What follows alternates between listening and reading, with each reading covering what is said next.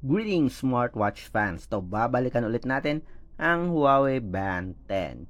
Yung previous video natin, dinemo natin yung messenger sa Huawei Band 10. This time, papakita rin natin sa inyo yung notification pagdating sa SMS or text messages.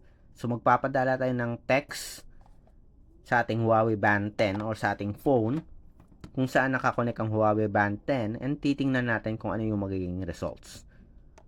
Yung Huawei Band 10 meron siyang feature for quick reply sa Android, yung emoji at merong predefined messages. So titingnan natin, susubukan natin, papakita natin sa inyo at sa nagtatanong kung gumagana nga ba yung text notification sa Huawei Band 10, ito na yung video demo. So, sa mga hindi pa nakasubscribe, subscribe na sa ating channel, like at i-share ang nag-iisang Smartwatch Pinoy TV. Okay, so start tayo. Kung napapansin nyo, meron tayong notification feature. So, magpapadala tayo ng message gamit yung isa nating phone. So, padadalahan natin ng message si Kaloy. Ito, ginamit natin kaninang umaga. So, susubukan natin ulit. Kumusta? Kumusta na?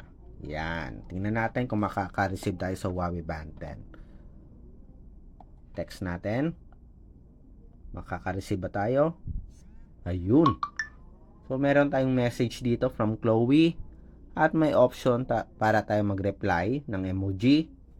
Or option din ng predefined message or pwede nating i-delete. Subukan muna natin yung emoji. Gagana ba? Working ba yung emoji?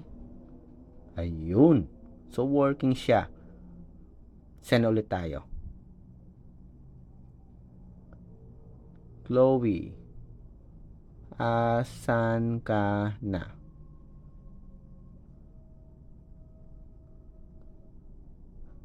Or,